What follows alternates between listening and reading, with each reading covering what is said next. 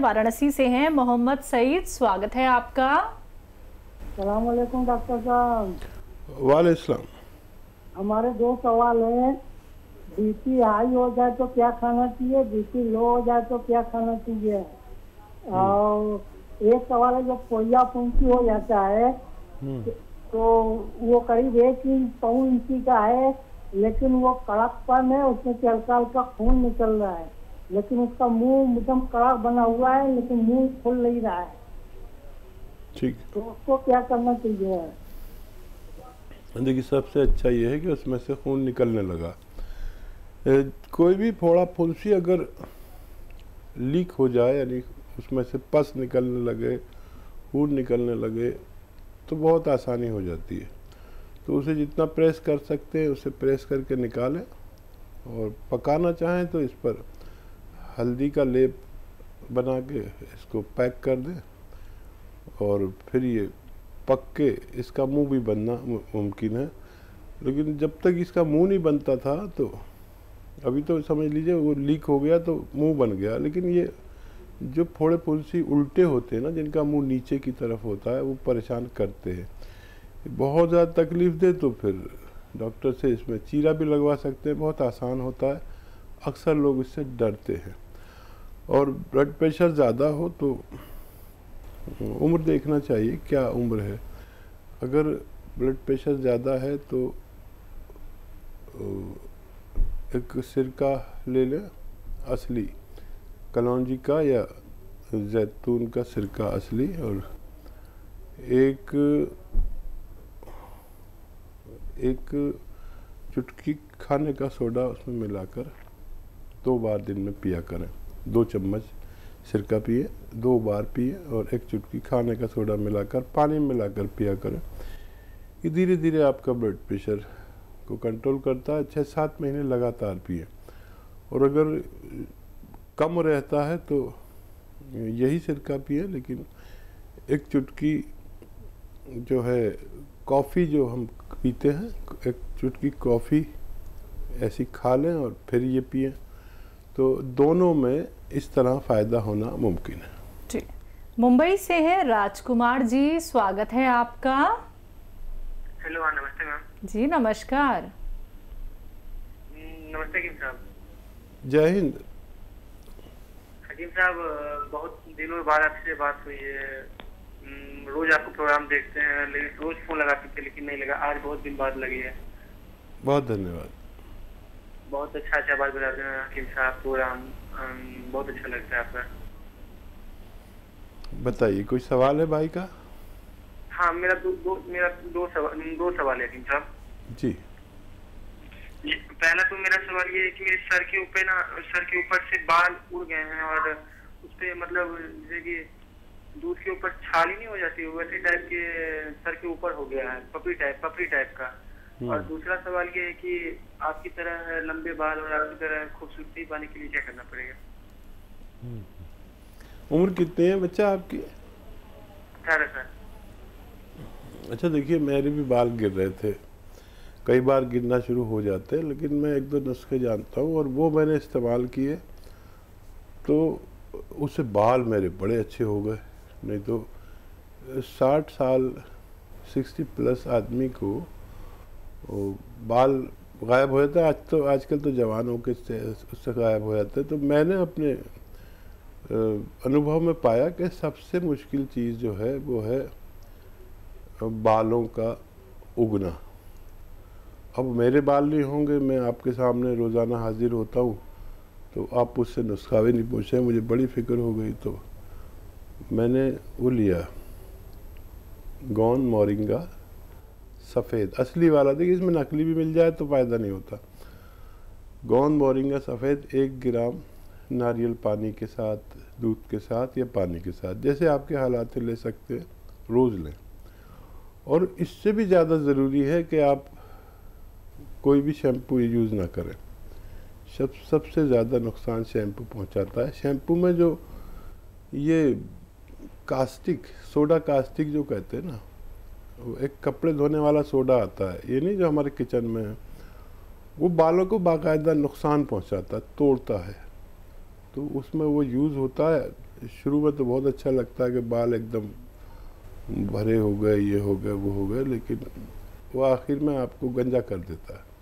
तो वो इस्तेमाल ना करें, मामूली साबुन इस्तेमाल करें या कोई ऐसा शैम्पू जो जिसमें कास्टिक ना हो, सोडा कास्टिक। तो इस कदर बाल गिरने लगते हैं, तो ये 2 इलाज हैं, आप इस्तेमाल करें ये, और अच्छा घर का खाना खाया करें।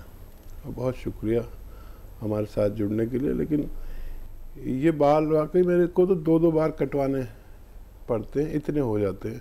कभी कभी लेता हूँ, अब तो मैं रोज़ाना नहीं लेता, लेकिन ये भी भगवान की बड़ी देन है और ख्याल रखना हमारा आपका काम है। बिल्कुल। अगले कॉलर हैं हमारे साथ झारखंड से रतन जी, स्वागत है आपका।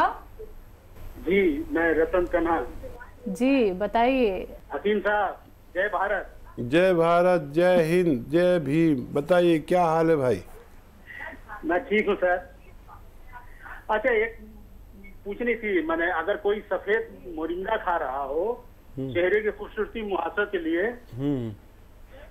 और इस कोरोना के समय में अगर उसे नारियल पानी नहीं मिल रहा, तो क्या वो नारियल इस्तेमाल कर सकता है? उसका उस नारियल का पानी जो सूखा हुआ है, जो फल बन गया है। ठीक है, हाँ कर सकते हैं, और बगैर उसके भी फायदा करता है ये। दरअसल 3 चीज़ों से मैं बताता हूँ, पानी, दूध या नारियल पानी से। नारियल पानी बेस्ट है, और नारियल में भी उसी के असरात होते हैं, तो नारियल खा सकते हैं। जब नारियल पक चुका है, अगर कच्चा नारियल है तो वो खा सकते हैं, नारियल पानी मिल जाए तो वो ले सकते हैं, ज़रूर फ़ायदा करता है। जी, और कोई सवाल सर आपका? जी जी जी जी शैलेंद्र जी। जी बताइए सर। मुझे कुछ दिन पूर्व मैंने कही 2 बार मुझे इकोलाई हो गया था। ठीक है, तो एलोपैथी दवा खा करके ठीक हुआ। इस बार मैं तीसरी बार मुझे इकोलाई हो गया, न जाने क्यों। कोरोना के समय में घर में रहता हूँ, तो मैंने दवा कराने में, एलोपैथी दवा कराने में कुछ देरी हो गई, और मुझे एंटीबायोटिक दिया गया। जब मैं दिखाया तो एंटीबायोटिक दिया गया, लेकिन कोई फायदा ज्यादा नजर नहीं आया। तो मैं इस वक्त नमक जैतून और नमक जैतून खा रहा हूँ, अलसी, जो मेरे यूरिक एसिड है उसलिए तो, और मेरा पेशाब की में बदबू आ रहा है सर। ठीक है, हाँ आएगा अभी कुछ दिन बदबू, लेकिन आप सही नुस्खा ले रहे हैं। और इसमें धनिए का पाउडर भी हम वजन मिला लें, धनिए का पाउडर, तब आपको फायदा होना मुमकिन है। अगले कॉलर हैं हमारे साथ, स्वागत है आपका। कैलाश जी, स्वागत है आपका। नमस्कार मैडम। जी नमस्कार। नमस्कार हकीम साहब। जय हिंद, स्वागत है आपका। देखिए, मेरे हस्बैंड हैं, उनकी उम्र है 75 साल, और उनको जो है ना बड़ी लंग्स की प्रॉब्लम है, सीओपीडी है, क्रोनिक जो पल्मोनरी डिजीज होती है ना। तो उनकी हालत ये है कि हालांकि एलोपैथी का इलाज चल रहा है, लेकिन 2 कदम भी चलते हैं, सीढ़ियाँ चढ़ते हैं 2, तो सांस फूल जाता है, नहा के आते हैं तो सांस फूल जाता है। तो आपका कोई ऐसा नुस्खा हो जो? ठीक है, हाँ देखिए, वाकई ज़्यादा उनको है, एलोपैथिक इलाज छोड़े नहीं उनका। और सपिस्तान, उन्नाब, अलसी। सपिस्तान एक दवा का नाम है, उन्नाब एक दवा का नाम है, अलसी एक दवा का नाम है। ये 100-100 ग्राम खरीदें, उन्नाब में से गुठली निकाल कर फेंक दें। सपिस्तान, उन्नाब, अलसी 100-100 ग्राम, और पीपले 30 ग्राम, इन सबको पाउडर बना लें, और 1 चम्मच सुबह खाली पेट इन्हें दिया करें। गर्म पानी, और गर्म पानी में 1 चुटकी नमक जैतून, 1 चुटकी नमक जैतून 2 गिलास में मिला दें, और पानी गर्म हो तो बहुत अच्छा। और ये उन्हें 1 बार या 2 बार दिन में दे सकते हैं। सुबह तो निहार मुँह बेहतर है, और रात को सोते समय, और अपनी तमाम दवाइयाँ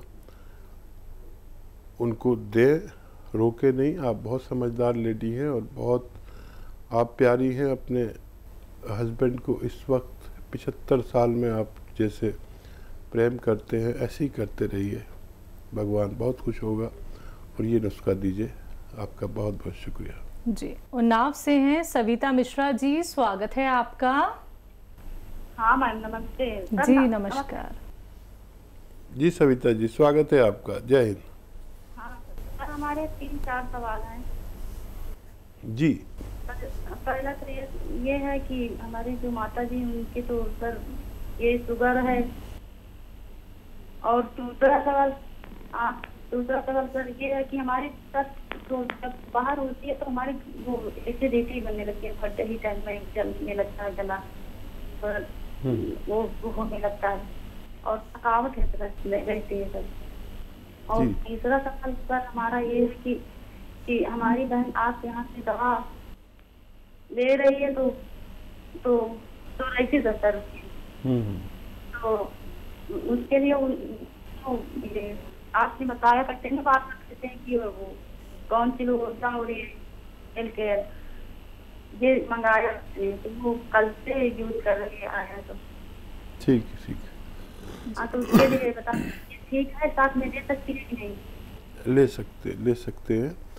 आपकी बहन को भी मैं पहचान गया, और वो बहुत जल्दी कर रही है। पहले वो एलकेयर ले रही थी, फिर मैंने उनसे कहा कि कौन चिलगोज़ा लें और 1 महीने बाद फ़ोन करें। वो रोज़ाना ही फ़ोन कर देती थी, तो मेरी दुआ है उनको फ़ायदा हो जाए। और माता जी को क्या शुगर है, देखिए शुगर कभी अच्छी नहीं होती, कंट्रोल हो सकती है। जो दवा खाते हैं वो खाते रहें। और शुगर के लिए 2 इलाज है, और वो खाते रहें और सेहतमंद रहें। अगर वो अगर उनको जैतून या कलौंजी का सिरका चलता है तो 2-2 चम्मच 2 बार खाने के बाद पानी में मिला के उन्हें दे दिया करें, तो माता जी की शुगर कंट्रोल रह सकती है। कुछ लोगों को ये सिरका चलता नहीं है, तो उन्हें चाहिए कि एक आता है गोंद जामुन का गोंद, आधा ग्राम या 1 चुटकी समझ लीजिए, सुबह शाम दे दिया करें। अपनी दवाएं भी छोड़ें नहीं। ये अच्छा नुस्खा है, तेज़ी से काम करता है, लेना पड़ेगा हमेशा। अभी तक कोई ऐसा इलाज नहीं कि शुगर को परमानेंट अच्छा कर दे। और एसिडिटी के लिए वो 6 चीज़ों का नुस्खा, बल्कि 7 चीज़ों का नुस्खा बहुत कामयाब है, जिसे हम सौंफ, सौंठ, जीरा, अजवाइन, धनिया, मेथी, 6 चीज़ें, मेथी का दाना पाउडर बना के रख लें, और 1 चुटकी नमक जैतून 2 गिलास पानी में मिलाकर इन्हें सुबह खाने से पहले दें, नाश्ते से पहले 1 चम्मच, और फिर रात को खाने से पहले दें। ये परेशानी भी आपकी अच्छी होना मुमकिन है। थकान बहुत रहती है हकीम साहब। हाँ देखिए, ये सारे काम करता है क्योंकि इसमें 6 चीज़ें आपके किचन के गरम मसाले हैं, और थकान दूर होनी शुरू हो जाएगी जैसे ही आपको एसिडिटी और पेट का रोग अच्छा होना शुरू होगा, तो आप बिल्कुल फ्रेश महसूस करते हैं। फिक्र ना करें, शुरू करें, भगवान से मदद मांगें, फ़ायदा मुमकिन है जी। अगले कॉलर हैं दिल्ली से दयावती जी, स्वागत है आपका। नमस्कार मैम। जी नमस्कार। नमस्कार भाई साहब। जय हिंद, स्वागत हमारी बहन का। हाँ भाई साहब, कई दिन हो गए मुझे बात करे, तो मैं आज कुछ बोलना चाह रही हूँ। अश्क जिस हल्के से आते हैं वे पथरीला है, वह सबको पी जाते हैं, दामन तेरा मेरा रेतीला है। वह जब आके कहा उसको कि तुम झूठे हो, तुम तो रोते नहीं, तकिया तेरा गीला है, स्कूल में होता नहीं, बेतकल्लुफ मैं नहीं होता हूँ सब लोग समझते हैं कि तू शर्मिला है। वाह वाह वाह, मेरी गजल ही पढ़ दी मेरी बहन ने, बहुत शुक्रिया। और क्या कहना चाहते हैं? भाई साहब कई दिन दुखों में गुजारे, इसलिए कि आपसे बात नहीं हुई, तो मैंने ये गजल बड़ी मुश्किल से लिखी है आपकी सुन के। हाँ, वो गजल ये है कि अश्क कहते हैं आंसुओं को। मैं इस चैनल पे सुनाता नहीं ज़्यादा शेर। अश्क कहते हैं आंसुओं को। अश्क जिस हल्के से आते हैं वो पथरीला है। हल्का कहते हैं इलाके से, हल्का मतलब इलाका। अश्क जिस हल्के से आते हैं वो पथरीला है और सबको पी जाता है दामन मेरा रेतीला है। दामन इसको कहते हैं, आंचल को। और सुबह दम आके कहा उसने कि तुम झूठे हो। सुबह दम आके कहा उसने कि तुम झूठे हो। तुम तो रोते नहीं, तकिया गिलाफ गीला है। तुम तो रोते नहीं, तकिया गिलाफ गीला है। और बेतकल्लुफ मैं नहीं, बेतकल्लुफ नहीं होता हूँ मैं आसानी से। बेतकल्लुफ नहीं होता हूँ मैं आसानी से। दूर सब लोग समझते हैं कि शर्मीला है। ये थी वो गजल। बहुत शुक्रिया। और कुछ कहना?